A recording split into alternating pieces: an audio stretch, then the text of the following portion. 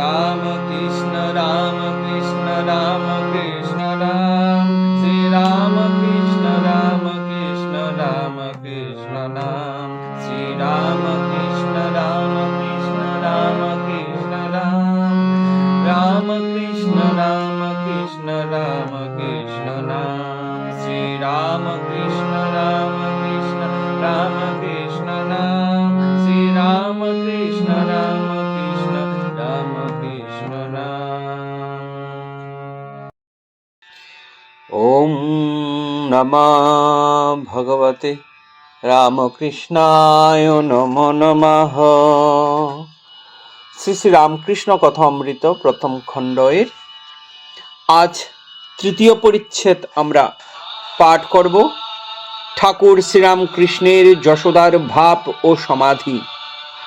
ঠাকুর ছোট খাটটির উপরে গিয়া নিজের আসনে উপবিষ্ট হইয়াছেন, সর্বদাই ভাবে পূর্ণ। ভাব চক্রে রাখালকে দর্শন করিতেছেন। রাখালকে দেখিতে দেখিতে বাৎসল্য রসে আপ্লুত হইলেন, অঙ্গে পুলক হইতেছে। এই চক্ষে কি যশোদা গোপালকে দেখিতেন? দেখিতে দেখিতে আবার ঠাকুর সমাধিস্থ হইলেন। ঘরের মধ্যস্থ ভক্তেরা অবাক ও নিস্তব্ধ হইয়া ঠাকুর শ্রীরামকৃষ্ণের এই অদ্ভুত ভাবাবস্থা দর্শন করিতেছেন। কিঞ্চিত প্রকৃতিস্থ হইয়া বলিতেছেন, রাখালকে দেখে উদ্দীপন কেন হল? যত এগিয়ে যাবে ততই ঐশ্বর্যের ভাগ কম পড়ে যাবে। সাধকের প্রথম দর্শন হয় দশভুজা ঈশ্বরী মূর্তি, সে মূর্তিতে ঐশ্বর্যের বেশি প্রকাশ। তারপর দর্শন দ্বিভুজা, তখন 10 হাত নাই, অত অস্ত্রশস্ত্র নাই। তারপর গোপাল মূর্তি দর্শন, কোনো ঐশ্বর্য নাই, কেবল কচি ছেলের মূর্তি। এরও পরে আছে কেবল জ্যোতি দর্শন। সমাধির পর ঠিক ব্রহ্মজ্ঞানের অবস্থা, বিচার ও আসক্তি ত্যাগ। তাকে লাভ হলে, তাতে সমাধিস্থ হলে জ্ঞান বিচার আর থাকে না। জ্ঞান বিচার আর কতক্ষণ? যতক্ষণ অনেক বলে বোধ হয়, যতক্ষণ জীব জগৎ আমি তুমি এসব বোধ থাকে। যখন ঠিক ঠিক এক জ্ঞান হয় তখন চুপ হয়ে যায়। যেমন ত্রৈলঙ্গ স্বামী ব্রাহ্মণ ভোজনের সময় দেখো নাই, প্রথমটা খুব হইচই, পেট যত ভরে আসছে ততই হইচই কমে যাচ্ছে। যখন দধি মুন্ডি পড়ল তখন কেবল সুপ সাপ, আর কোনো শব্দ নাই। তারপরেই নিদ্রা সমাধি, তখন হইচই আর আদৌ নাই। মাস্টার ও প্রাণকৃষ্ণের প্রতি অনেকে ব্রহ্মজ্ঞানের কথা কয়, কিন্তু নিচের জিনিস লয়ে থাকে, ঘর বাড়ি টাকা মান ইন্দ্রিয় সুখ। মনুমেন্টের নিচে যতক্ষণ থাকো ততক্ষণ গাড়ি ঘোড়া সাহেব ম্যাম এইসব দেখা যায়। উপরে উঠলে কেবল আকাশ সমুদ্র ধু ধু করছে, তখন বাড়ি ঘোড়া গাড়ি মানুষ এসব আর ভালো লাগে না, এসব পিঁপড়ের মতো দেখায়। ব্রহ্মজ্ঞান হলে সংসারাসক্ত কামিনী কাঞ্চনে উৎসাহ সব চলে যায়, সব শান্তি হয়ে যায়। কাঠ পোড়বার সময় অনেক পরপর শব্দ আর আগুনের ঝাঁঝ, সব শেষ হয়ে গেলে ছাই পড়ল, তখন আর শব্দ থাকে না।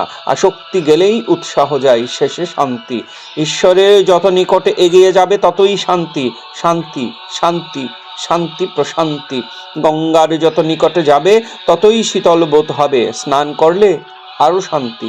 তবে জীব জগৎ চতুর্বিংশতি তত্ত্ব এসব তিনি আছেন বলে সব আছে, তাকে বাদ দিলে কিছুই থাকে না। এক এর পিঠে অনেক শূন্য দিলে সংখ্যা বেড়ে যায়, এককে পুছে ফেললে শূন্যের কোনো পদার্থ থাকে না।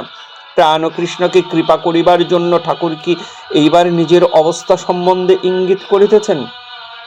ঠাকুর বলিতেছেন, ঠাকুরের অবস্থা ব্রহ্মজ্ঞানের পর ভক্তির আমি। ঠাকুর বলিতেছেন, ব্রহ্মজ্ঞানের পর সমাধির পর কেহ কেহ নেমে এসে বিদ্যার আমি ভক্তির আমি লয়ে থাকে। বাজার চুকে গেলে কেউ কেউ আপনার খুশি বাজারে থাকে, যেমন নারদাদি। তারা লোক শিক্ষার জন্য ভক্তির আমি লয়ে থাকেন। শঙ্করাচার্য লোক শিক্ষার জন্য বিদ্যার আমি রেখেছিলেন। একটু আসক্তি থাকলে তাকে পাওয়া যায় না। সুতার ভিতর একটু আঁশ থাকলে ছুঁচের ভিতর যাবে না। যিনি ঈশ্বর লাভ করেছেন তার কাম ক্রোধাদি নামমাত্র, যেমন পোড়া দড়ি, দড়ির আকার, কিন্তু ফু দিলে উড়ে যায়। মন আসক্তিশূন্য হলেই তাকে দর্শন হয়। শুদ্ধ মনে যে যা উঠবে সে তারই বাণী। শুদ্ধ মনও যা, শুদ্ধ বুদ্ধিও তা, শুদ্ধ আত্মাও তা। কেননা তিনি বই, আর কেউ শুদ্ধ নাই। তাকে কিন্তু লাভ করলে ধর্মাধর্মের পার হওয়া যায়। এই বলিয়া ঠাকুর সেই দুর্লভ কণ্ঠে রামপ্রসাদের গান ধরিলেন। আয় মন বেড়াতে যাবি, কালী কল্পতরুমলে রে, চারি ফল কুড়াইয়ে পাবি, প্রবৃত্তি নিবৃত্তি যায়া নিবৃত্তিরে সঙ্গে লবি, বিবেক নামে তার বেটারে, তত্ত্বকথা তাই শুধাবি। এখানেই তৃতীয় পরিচ্ছেদের সমাপ্তি। ওম নমঃ ভগবতে রামকৃষ্ণায় নমো নমঃ।